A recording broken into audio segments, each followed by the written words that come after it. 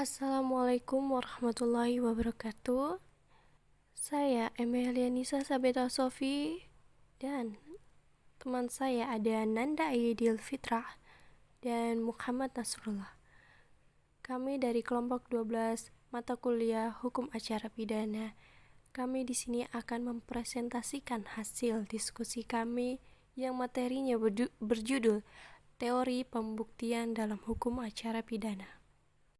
Untuk poin pertama yaitu pembuktian menurut hukum acara pidana.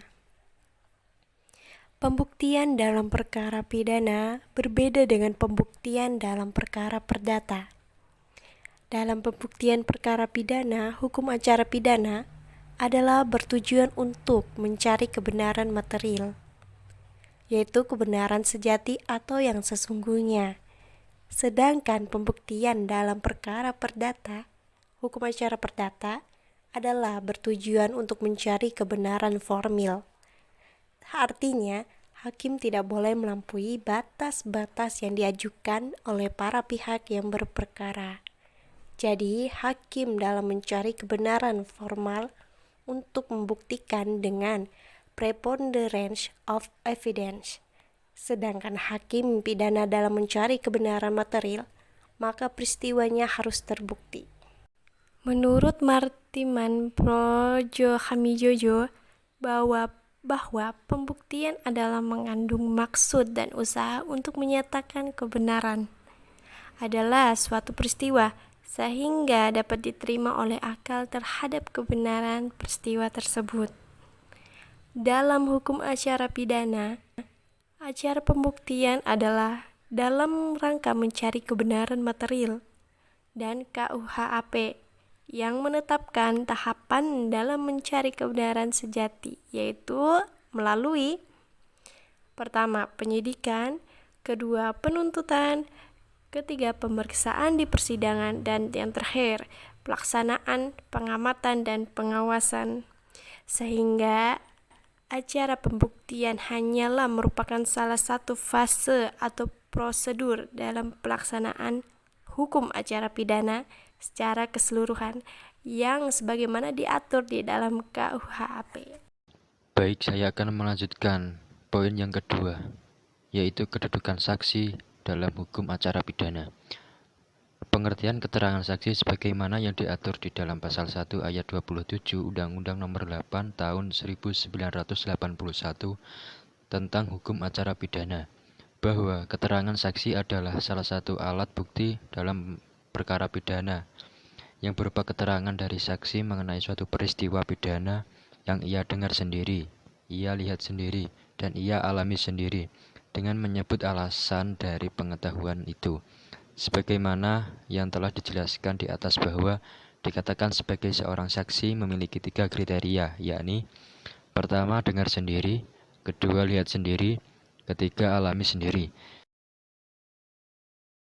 Sebagai alat bukti, tidak semua keterangan saksi dapat dinilai sebagai alat bukti dalam suatu persidangan. Terdapat syarat-syarat tertentu agar keterangan saksi dapat dinilai sebagai alat bukti di dalam persidangan untuk membuat keterangan dalam suatu perkara. Adapun syarat-syarat tersebut yakni sebagai berikut: dinyatakan di dalam sidang pengadilan secara langsung. Keterangan tersebut diberikan di bawah sumpah. Keterangan seorang saksi bukan saksi, bahwa pada prinsipnya KUHP mensyaratkan lebih seorang saksi, akan tetapi prinsip ini dapat disimpangi apabila keterangan seorang saksi tersebut didukung oleh alat bukti yang lainnya.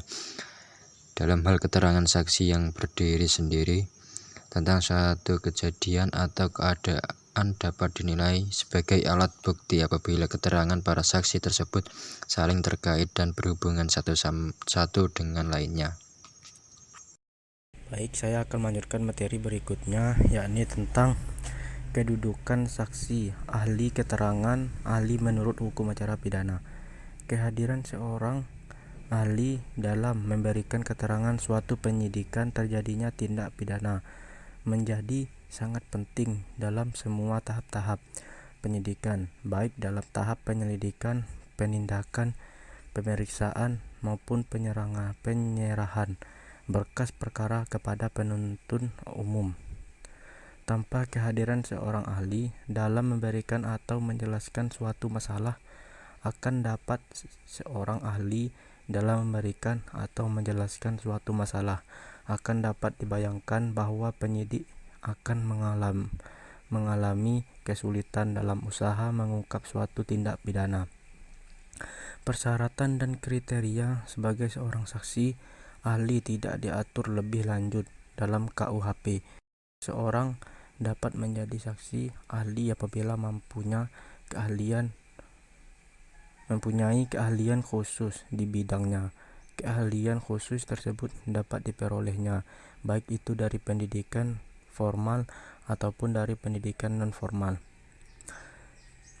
Sebagai contoh, hakim akan mempertimbangkan seseorang dapat dikatakan sebagai saksi ahli digital forensik apabila mempunyai sertifikasi di bidang digital forensik, dan banyak perusahaan di dunia digital forensik tersebut. Debra Sinder mengungkapkan beberapa faktor dan kriteria yang harus dimiliki oleh saksi ahli. Antara lain adalah: yang pertama, gelar pendidikan tinggi atau pelatihan lanjutan di bidang tertentu, mempunyai spesialisasi tertentu,